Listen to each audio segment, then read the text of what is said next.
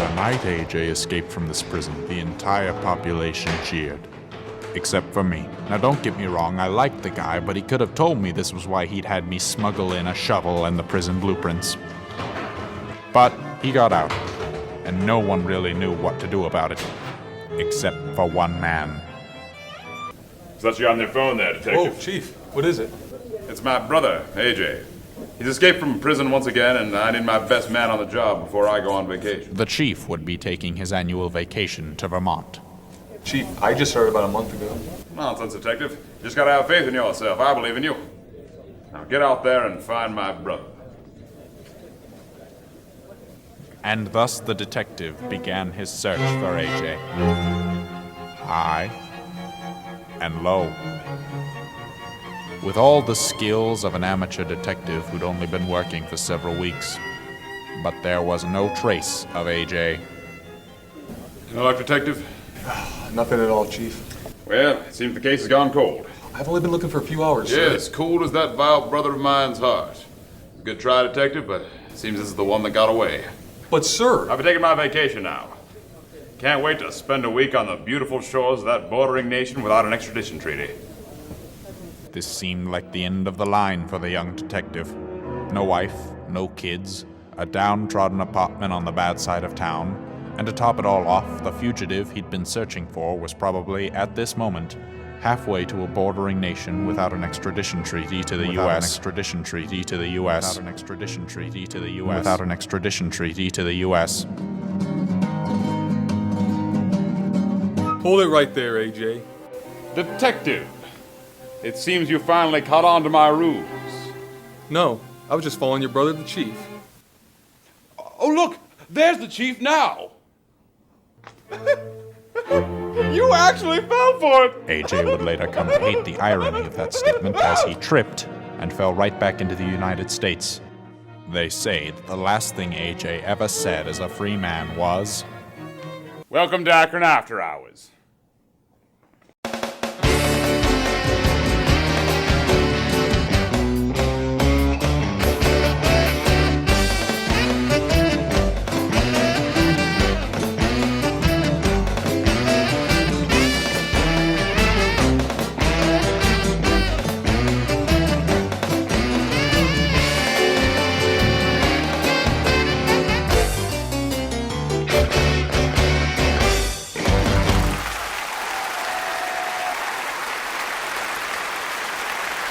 What's up, everybody, and welcome to Akron After Hours. We got a great show that is still rendering at the moment. So while we wait, I'm going to tell you guys some tales of the unfilmed, which is basically sketches that were pitched and were amusing, but also a little bottom of the barrel. For instance, Bottom of the Barrel, a sitcom about a sentient barrel and all the cruel things that people did to it.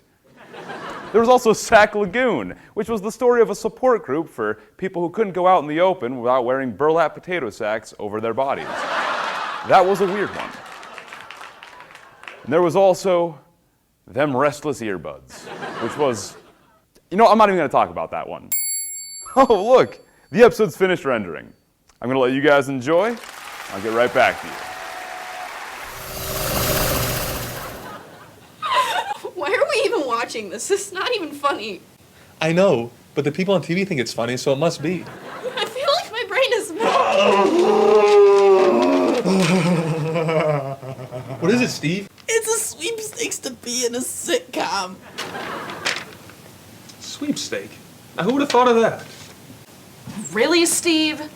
Sitcoms are the worst. Well, too bad, because I already signed all 4 of us up. What do we have to do? We have to be on a sitcom.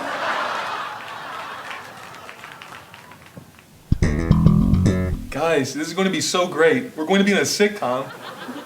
But what are we supposed to do? Yeah, that's a great question. There's a lot more to a sitcom than just sitting on a sofa watching TV until your eyes go numb. Hey guys, maybe if we split up and look around the house, we'll find something.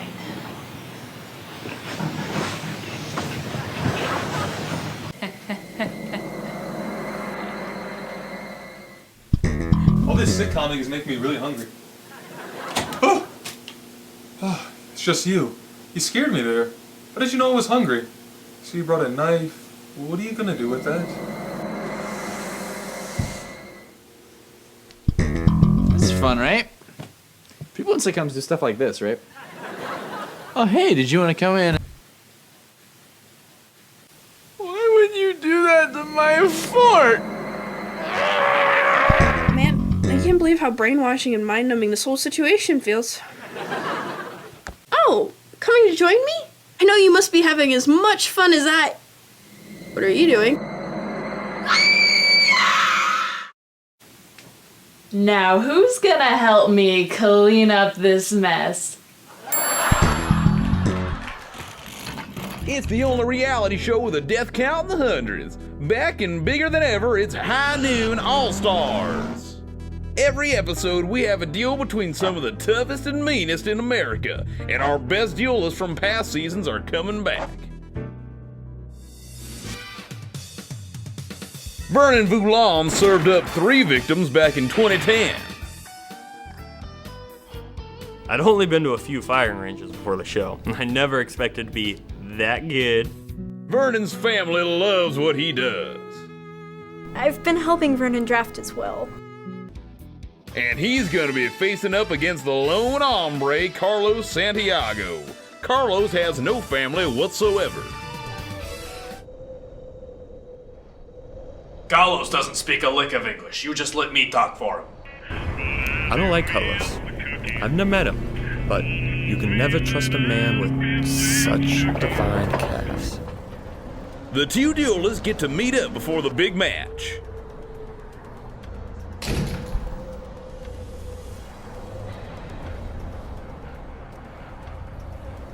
Psych.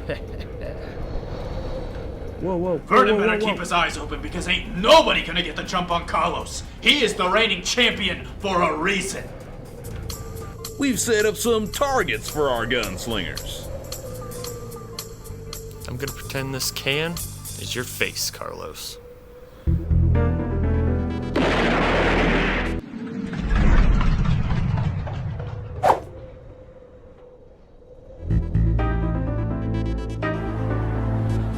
Whoa. I was just nervous.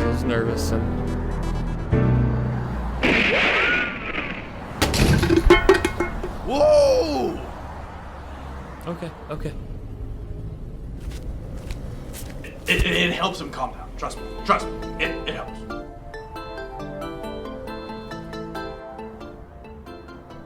I'll show him. I'll show all of them. Carlos, kind of name is that anyway? Get you and your beautiful calves. Hey Vernon, do you think we should give your car to your uncle or your brother? What are you talking about, Tyra? I'm gonna win, and he's never gonna win, so I'm not worried about the will. Vernon's mad at me, but I'm just trying to be realistic. I didn't even want him to do this show. I told him he was gonna die. Carlos has been wanting to be a cowboy since he was 7. Now he kills on TV. Carlos used to rustle cattle from Santa Fe to... What are you doing? What do you mean I can't talk about it? What do you mean it's illegal? It is a living! It's go time. I love the atmosphere of a good duel. The excitement, the fans who can't wait to see me shoot a man dead. Best feeling on earth. You like the ride, Tyra? It's almost high noon. For the duel today, the legally exempt murderers chose Akron, Ohio. Yeah, it seemed like the perfect middle ground between Mexico and Canada. I'm gonna wipe the smirk off his face.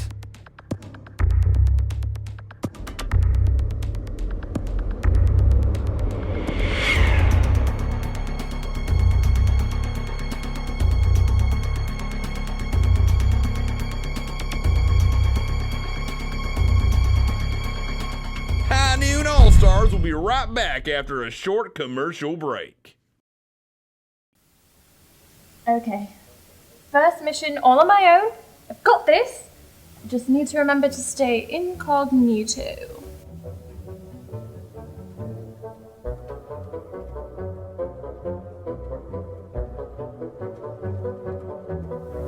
Gotcha.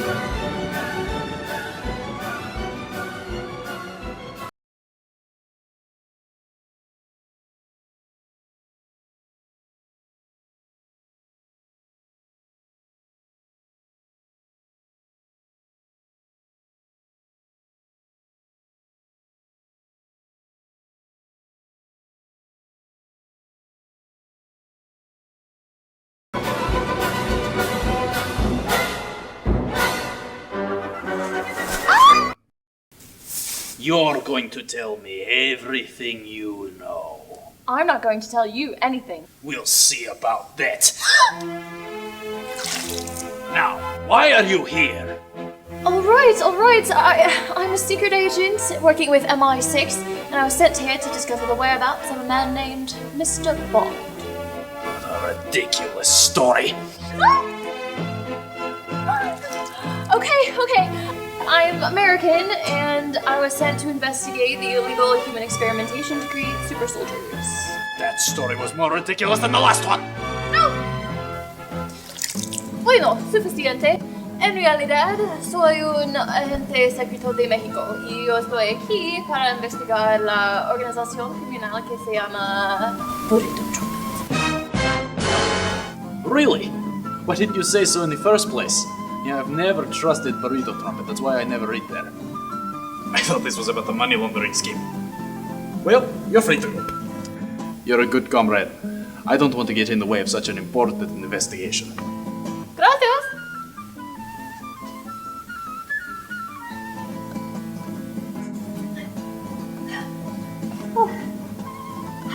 My clever ruse worked. Now I can get to work on my real mission.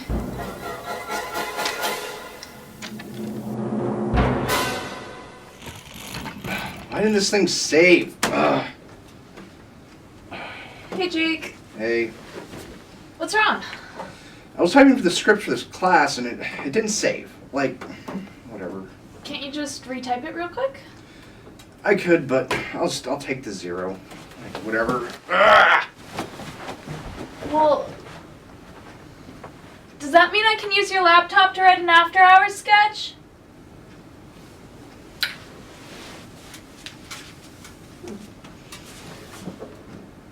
I'll just take your silence for a yes.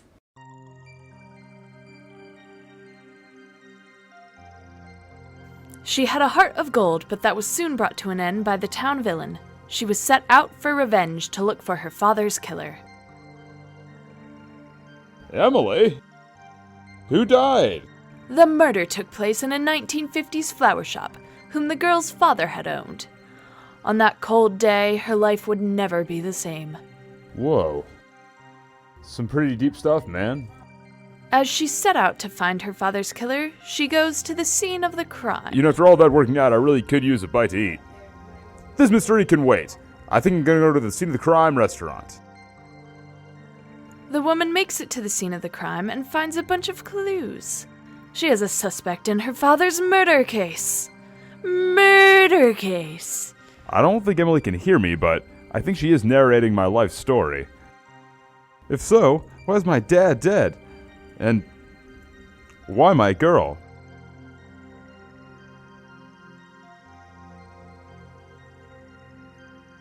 She finds her father's leather jacket and wears it in remembrance of him.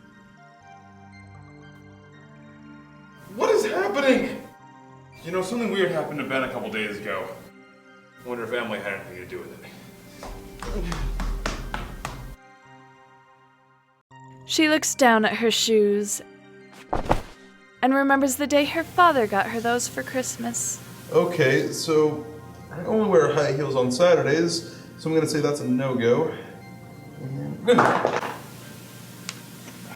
She is so outraged by everything that has happened that the only thing she can do is start screaming. I'm so sad right now!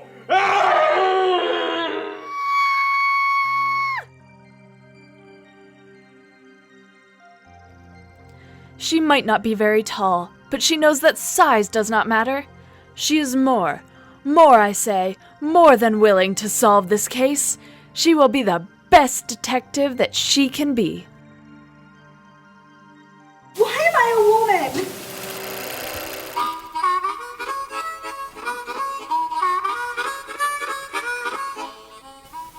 Mr. Martin, I'm so glad you're here. We're running late. Is there any way we could start? Oh, yeah, sure. Great to meet me too. Hey there, everybody. Sorry about that delay we just had. Hey there, everybody. How are you doing today? as I was saying, today we have a special guest, Mr. Leslie Martin. How are you doing, Leslie? Can I call you Leslie? Well, I'd actually quite prefer if you didn't. Well, Mr. Martin. Please, please. Mr. Martin was my father. But...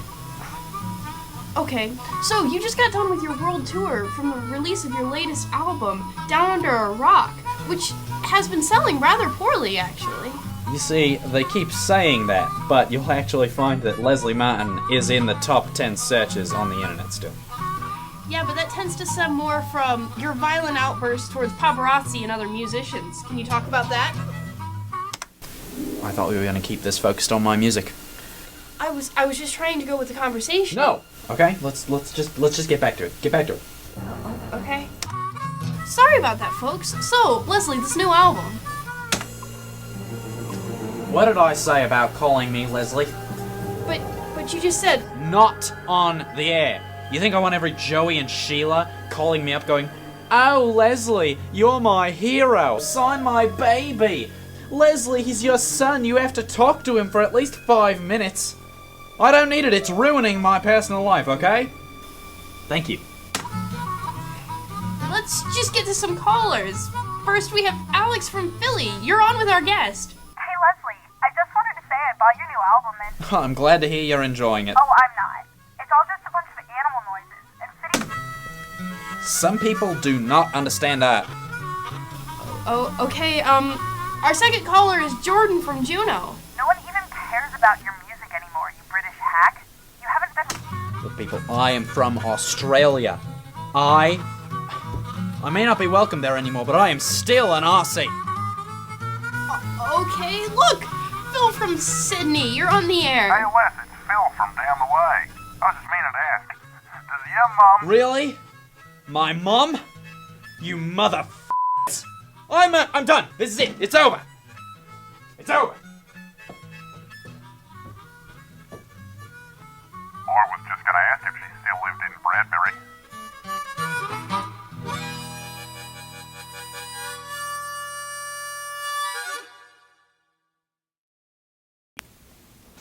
Gah, long time no see. How's evil going? Well, today... Gah, your letter from the Evil Club is here. It's a council, not a club.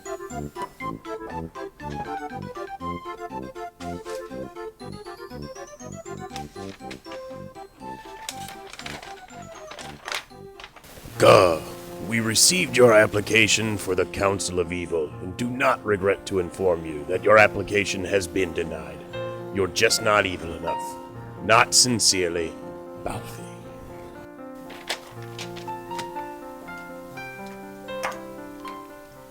Dear Council,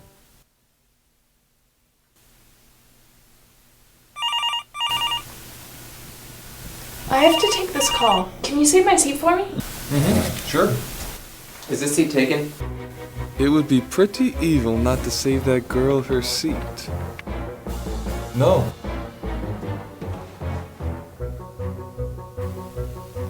What? You said you were gonna save my seat for me. Really, man? Come on.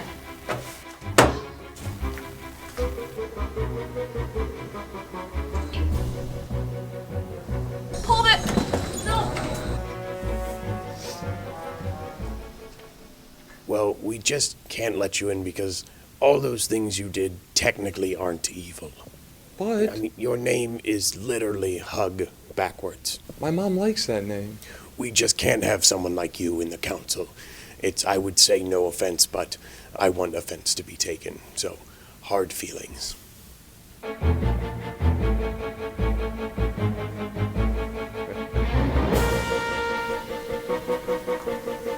You.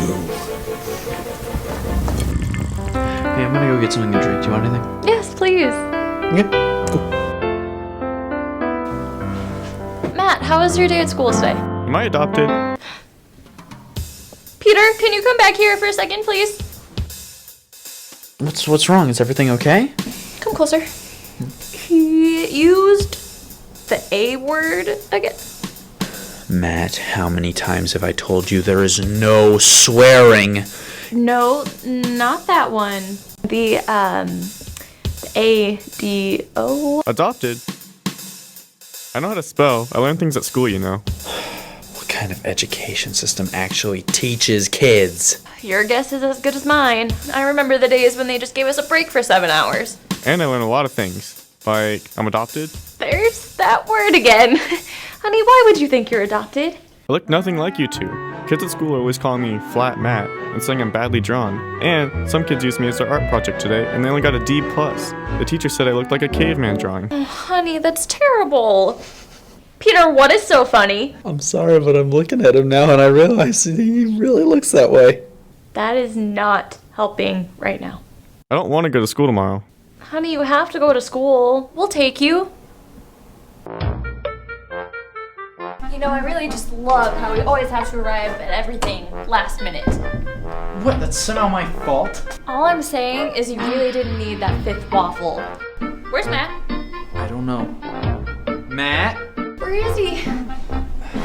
I'm sure he's fine. He's 2D for crying out loud. Oh, I see. He's just your 2D son. He's not 3-dimensional enough for you? You know what? Maybe I'd feel a little bit better if our son wasn't a cartoon. What is that supposed to mean? Look, Lisa, every time I take Matt out, people are always staring and taking pictures like he's some kind of mutant. A mutant? You know when a doctor comes in and tells you whether or not the baby's gonna be a boy or a girl? Well, I didn't expect our kid to come out as a 2nd grader's open house drawing. Mom, Dad, is everything okay? Matt? Thank goodness you're okay. Hey there, buddy. Watching some cartoons? Oh, right. Look, I know you've been having some tough days at school, and look, the truth is, I used to be animated myself. I was just a 2D kid in a 3D world. Really? No. I was just telling you that so you'd feel better. Good night, buddy. Don't stay up too late. You guys like what you saw? I liked what I saw. So you should like us on Facebook, subscribe to us on YouTube, and follow us on Twitter and Instagram. I'll be seeing you guys next time.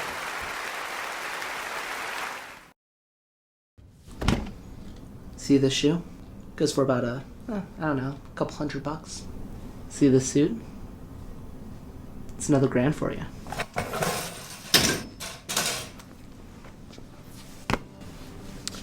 But not everything has to be so expensive.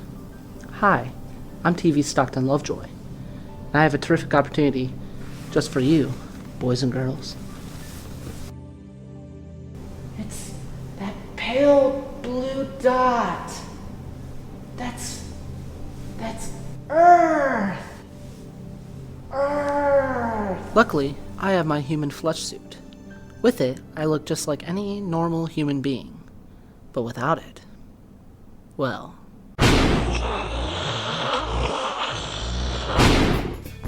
Ew.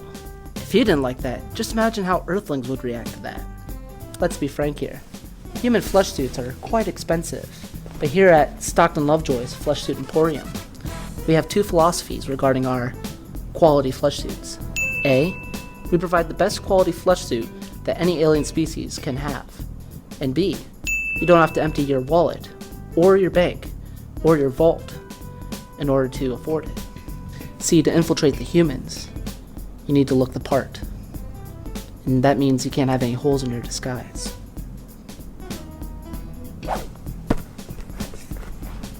Hey there, champ. How are you doing? Oh, gee, I think something's wrong with your vocal recorder. Hold on one second. Okay. And there we go. Why, thank you, Stockton. So yes, our flesh suits, they can be used for Halloween costumes, business brunches, and social gatherings. Also invading the Earth. Come on down to Stockton Lovejoy's Flesh Suit Emporium. Because after all, we don't stock a ton of them.